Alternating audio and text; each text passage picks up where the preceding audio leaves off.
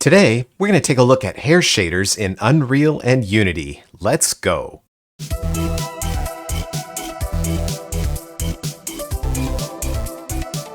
Before looking at the shaders, let's take a look at some reference images and identify the properties of hair that we need to create in the shaders. Obviously, hair is made up of tens of thousands of individual strands, so we're going to need a way of recreating that look. Because of the way that lighting works on the individual hairs, there's a very unique pattern to the behavior of the specular highlights or reflections.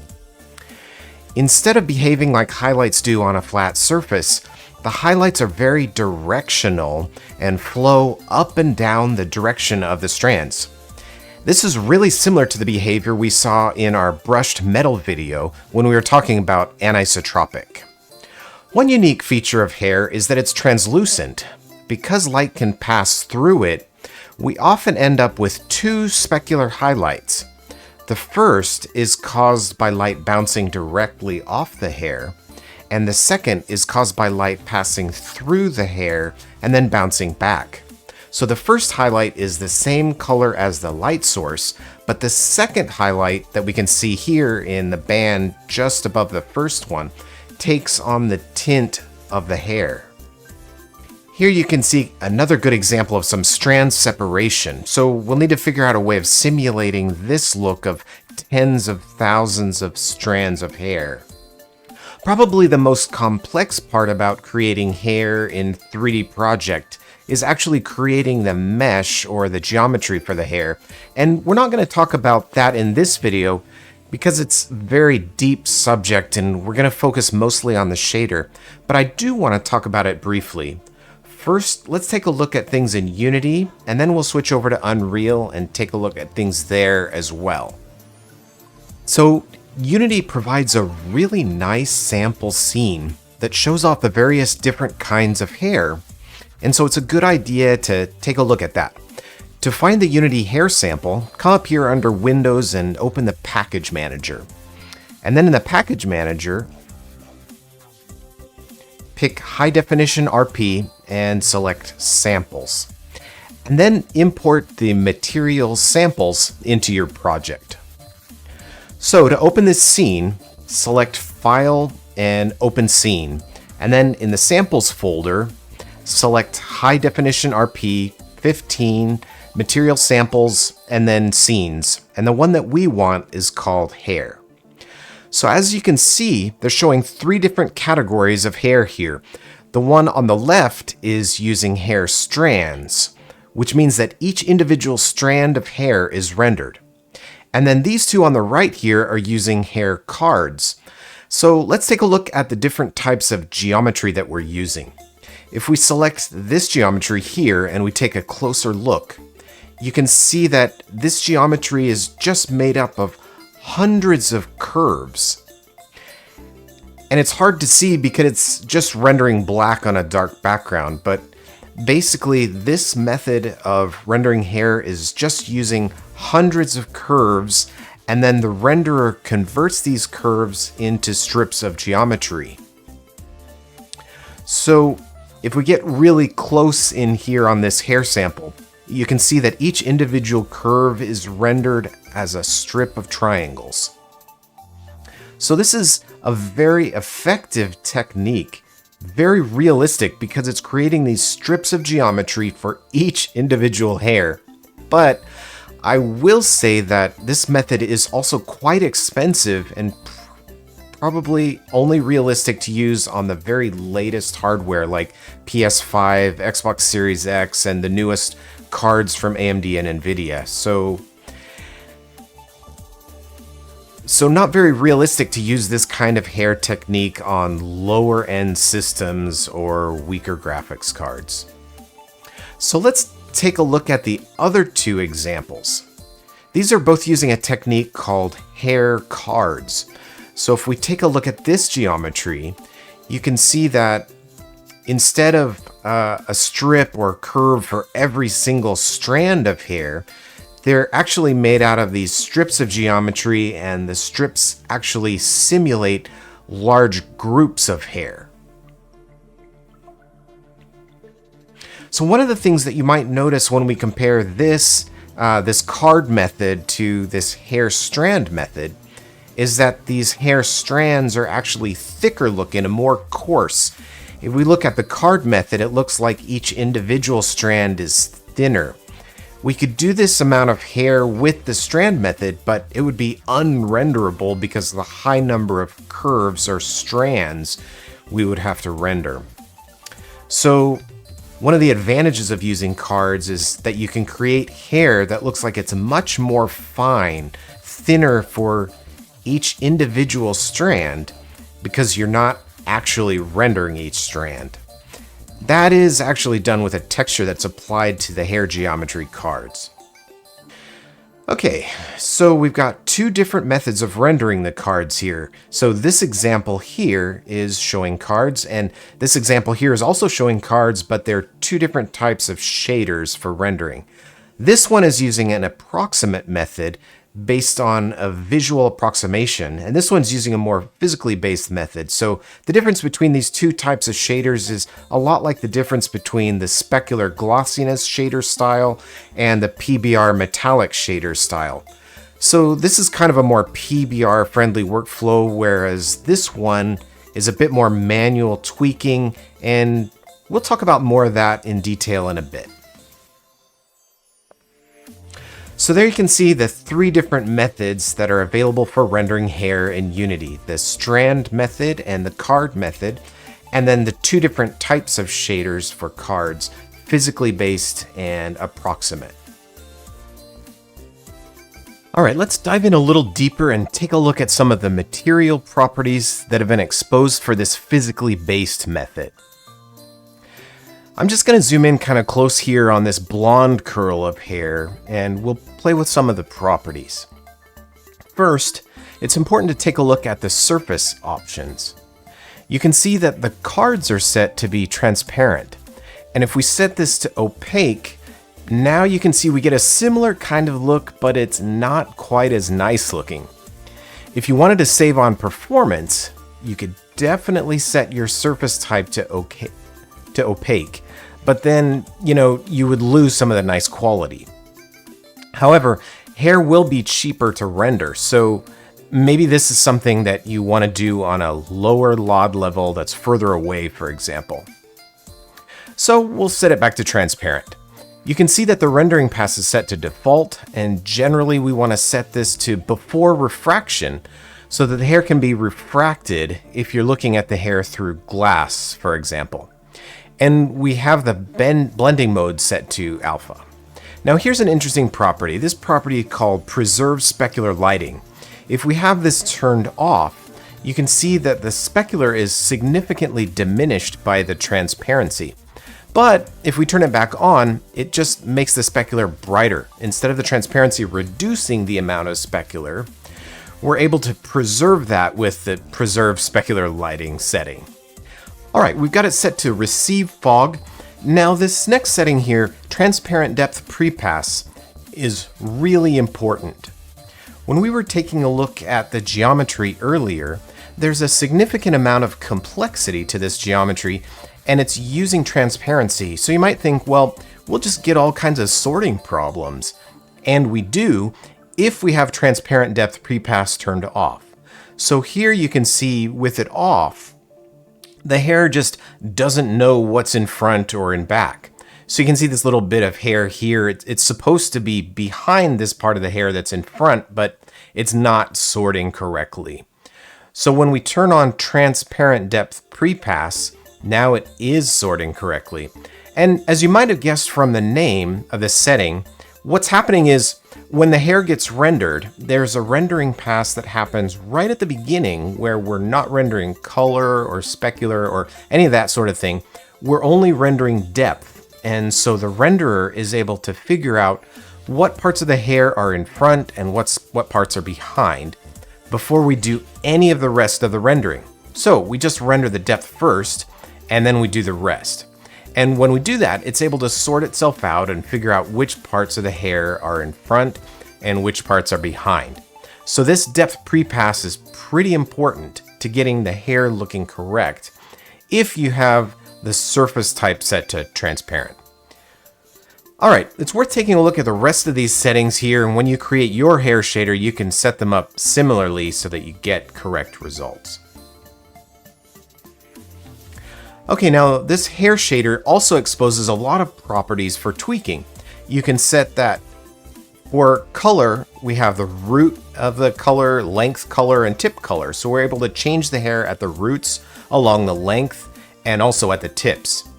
You can see in this example for the blonde hair, we've got darker roots, kind of a nice medium length color, and then a nice light tip color. And you can slide these sliders here to control where these values come in. So this controls the root distance, so we're using that darker brown color further along the strand or less. And then this also controls how much fade we're applying to the root. And then we also have the same kind of control for the tip. We can increase the tip distance and the tip fade. Here's an interesting feature. We have this slider called Going Gray, and in this particular example, we're not introducing any gray hair at all. But if we slide this slider, you can see that individual strands of hair begin to turn gray. And then as we increase it, we can get to a point where our hair is just completely gray. So that's a pretty nice little effect. Now this is something that you might want to remove if you don't have any characters that are going gray, but it's a nice ability to have if you have a wide range of ages for your characters. Alright, these next features control the smoothness of the hair, and this is pretty important for the way that the hair looks. We can make the hair shinier or more dull using these smoothness controls. So this controls the minimum smoothness, the maximum smoothness, and then the amount of variation in the smoothness per strand of hair. I really like this control. If we reduce it to nothing, it really flattens out the hair and makes the strands feel more uniform. But as we increase it, it pulls apart the strands and makes them feel more unique per strand. That's an effect I really enjoy, and it makes the strands feel more separated from each other. And that's one of the things that we talked about that we need to figure out when we were looking at the reference images at the beginning. So if I turn our smoothness up a lot, I'm just gonna really crank this smoothness and then turn this down here. Now you can see those highlights that we're getting that were very similar to the anisotropic highlights that we got when we talked about the brushed metal shader a couple of videos ago. So let's go ahead and undo these changes. And then lastly, I want to talk about this setting here called hair strand direction. Now, when the hair card geometry was given UV coordinates, these cards were lined up vertically on the UVs. And so what we're seeing here with this hair strand direction is that the flow of the hair is in the negative V direction. So if you think about the UV layout and the cards being lined up vertically in the UV coordinates, we give the V coordinate here a negative to tell the renderer that the hair is flowing vertically from top to bottom in UV space. If I were to set this to 1, this reverses it, and now the tips are at the top and the roots are at the bottom. So we want to keep this as -1. The other thing that we can do is make them flow in the U direction. So if we've laid out our hair cards UVs so that they're horizontal instead, we can put a 1 here, and now the hair is flowing in the opposite direction, or in a 90-degree angle from the vertical. And that makes our specular highlights behave really strangely.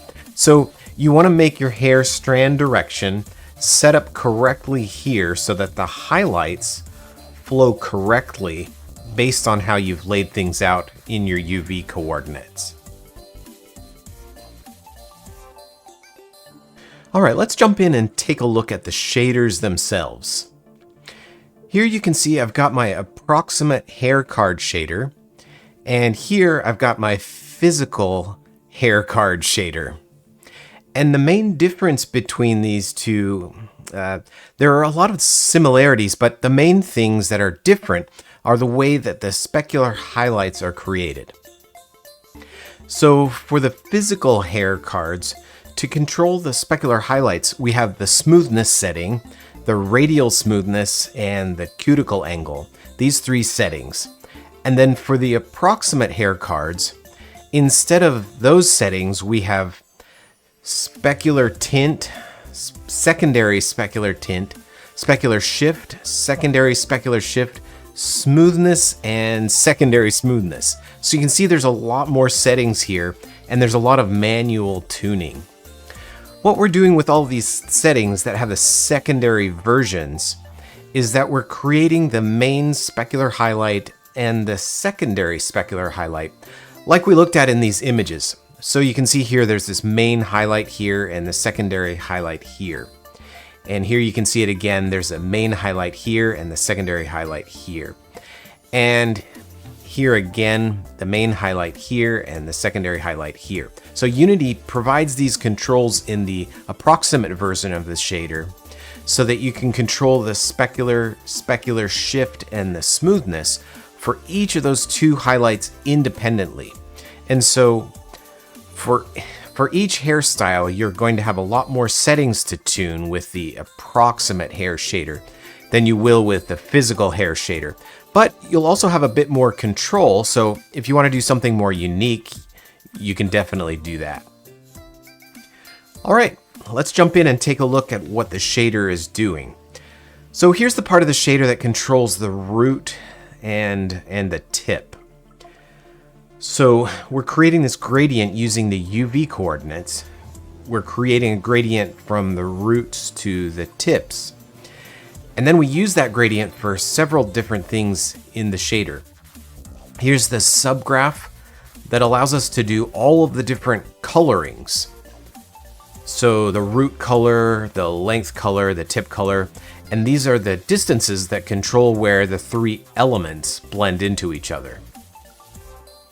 And then over here's the subgraph that allows us to make the hair go gray. So you can see it has this input called strands index. And if we come down here, we can take a look at that. We have a texture map here that has various masks packed together in the red, green, and blue channels. Actually, let's jump over to Photoshop and take a look at that texture really quickly. All right, so here's that mask texture that we're taking a look at. And if we take a look at the different channels, here's the red channel. This one is used as a mask to break up the amount of smoothness so that the smoothness isn't perfectly uniform. You can see that there's a little bit of noise here.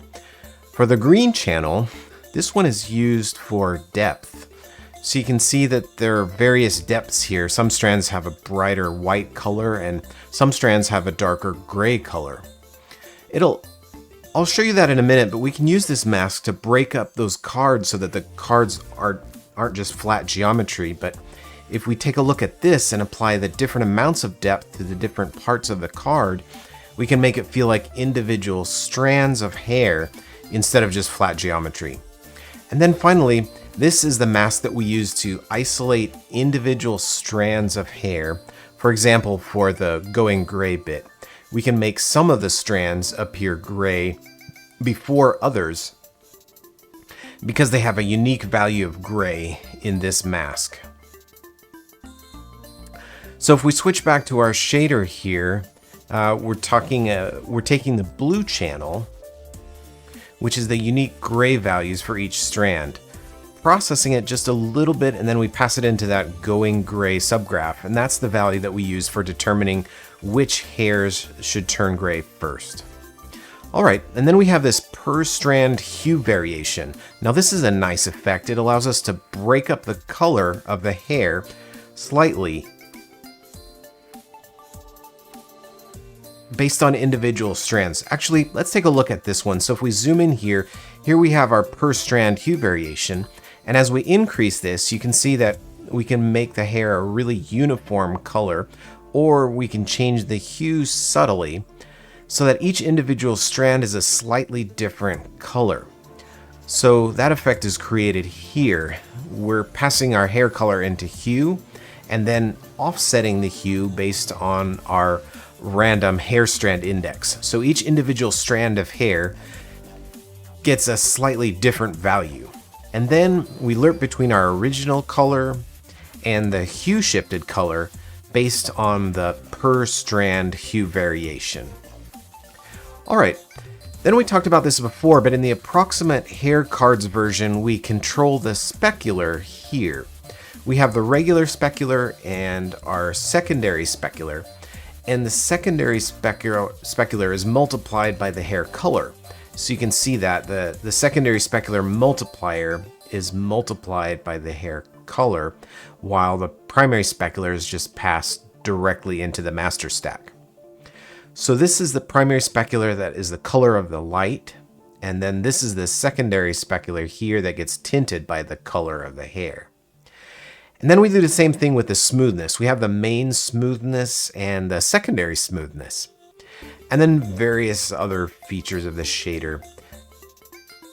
But this is a really nice shader for hair. You want to try this one out and also try out the physical hair cards shader as well. This one is maybe a little bit easier to use since it's using a physical simulation of the appearance of hair.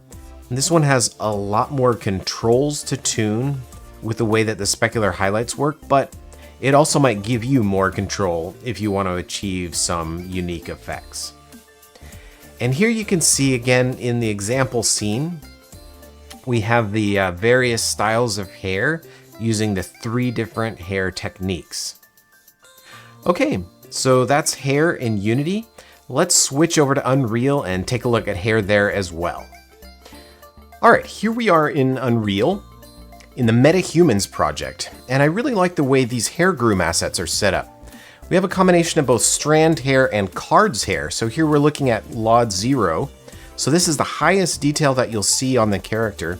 And the interesting thing about the strands, the way that they have them set up, is if you look up here, we have a strand count multiplier. I know that's kind of small on the screen, but as we move further away from the character, the strand count multiplier is reduced. So it's dynamically reducing the number of curves that it's drawing as we get further away from the character. So that's a great feature for optimizing the way that the strands are rendered. Right now, we're looking at LOD 0, and we can switch to LOD 1, and that's just fewer strands. But as soon as we switch to LOD 2, LOD 2 is set up as hair cards.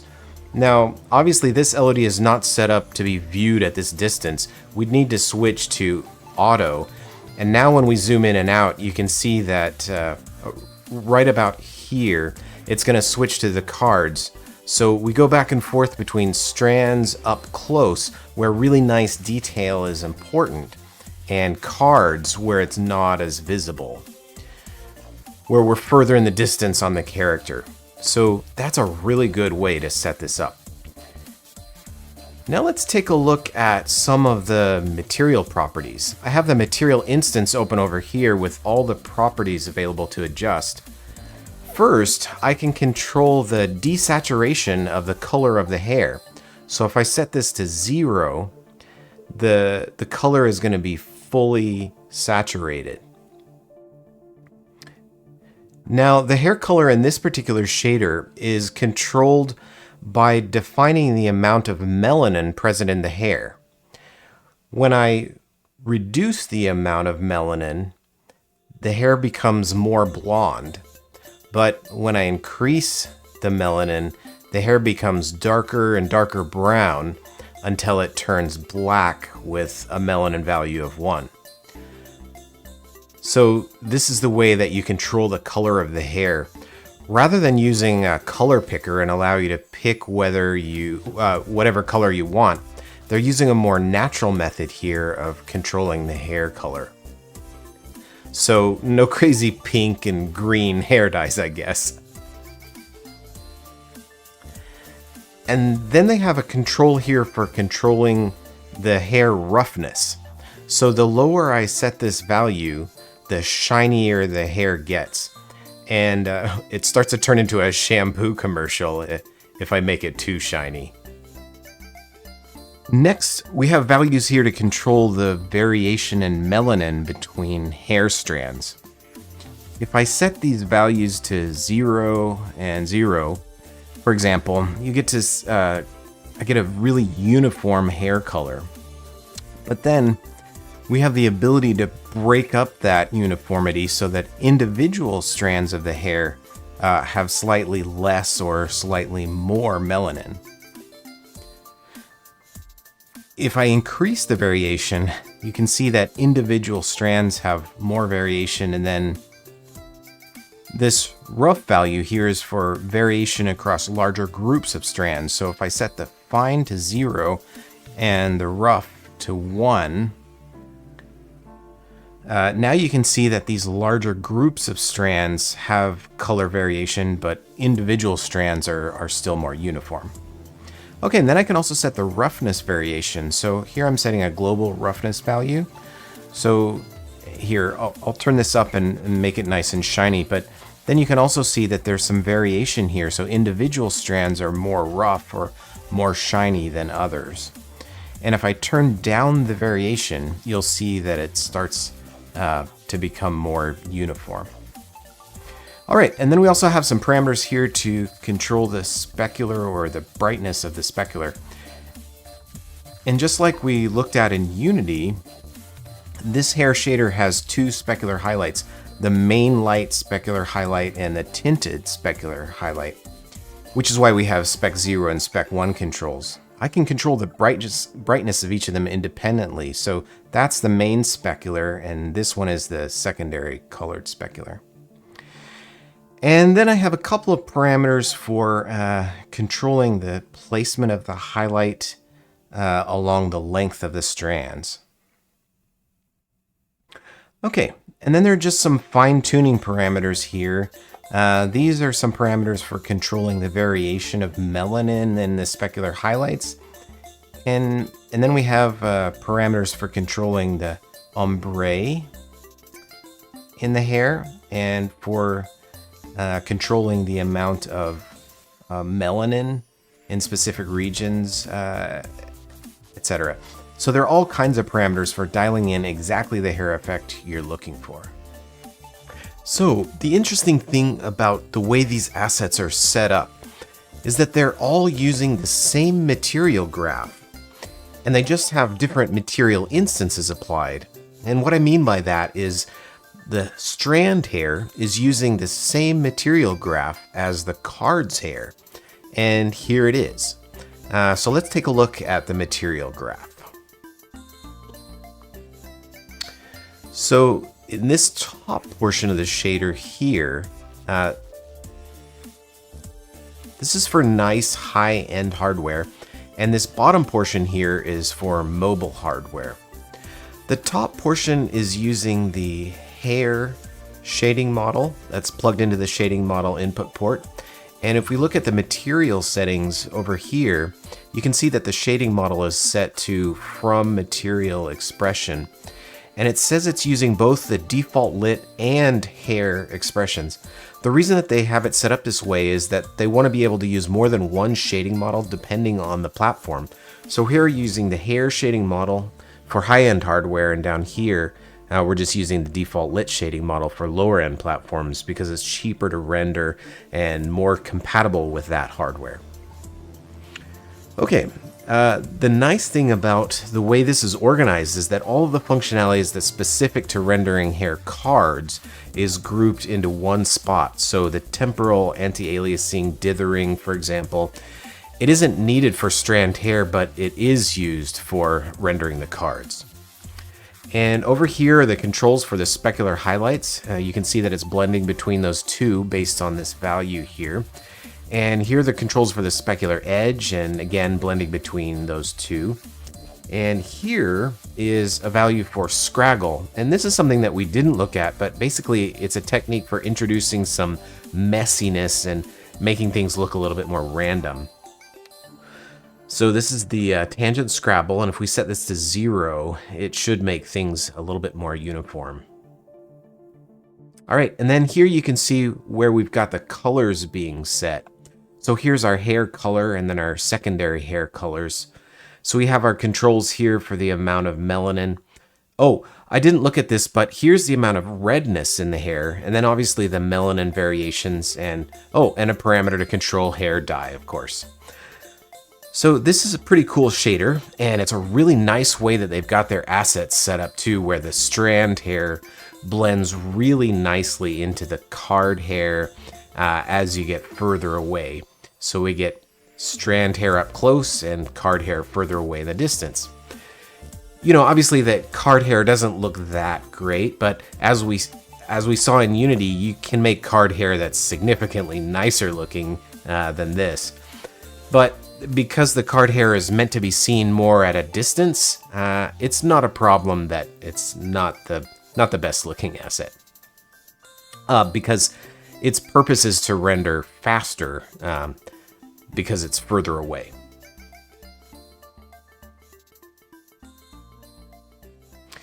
Alright, so we took a look at hair shaders in Unreal and Unity. I hope this was useful for you and that it gives you a place to either start creating your own hair shader or dive in and use one that comes with one of these two great game engines. Alright, thanks for watching everybody, and we'll see you next week.